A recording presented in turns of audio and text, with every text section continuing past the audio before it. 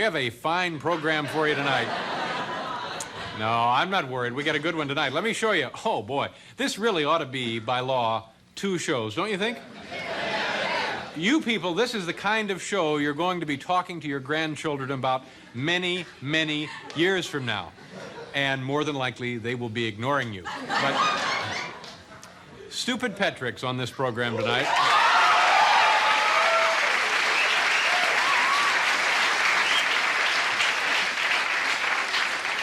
We have no guests on this show, do we? We have just jerky activity, don't we? Commemorating the 23rd anniversary of Alan Shepard's suborbital rocket flight, Paul and I are going to race rocket chairs, is that right? Fueled with dangerous liquid nitrogen down the hallway right out there on the 6th floor. As you probably know, this Saturday marks the 23rd anniversary of the first manned space flight by an American. Of course, I'm talking about Alan Shepard's Mercury program flight. Nobody could hear me at all with this? A little bit? We're all right.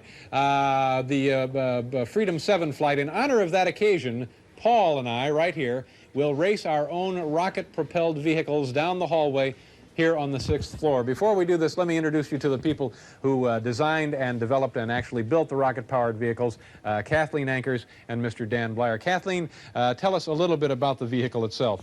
Well, they're dual skateboards with a sleigh-based chair. Uh-huh.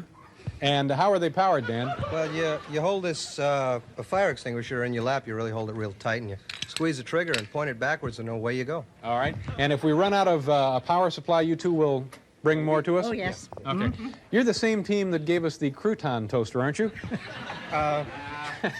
Yes, I thought so. All right. Paul, you and I are going to go down to the starting line. Oh, my God, look at that.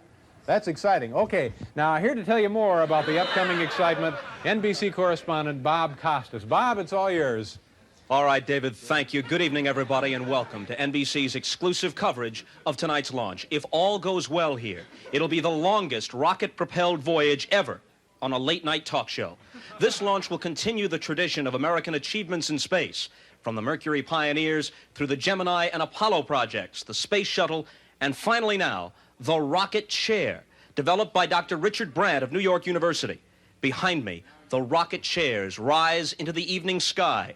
The white mist you can see is excess fuel being vented into the atmosphere. Now, if a craft runs out of fuel during the race, the pilot will jettison his main tank and switch over to a reserve tank with the help of his flight crew. Under no circumstances will the mission be scrubbed. The first pilot to cross the finish line is the winner. Now, of course, this mission could be quite hazardous. If a guidance system fails, a craft could deviate from its computed trajectory and smash into a wall. If that happens, the pilot may have to go to EVA, extra vehicular activity, to straighten out his chair. The countdown now is about to begin, so let's go to the launch pad for a look at last-minute preparations. You all set? Go with what?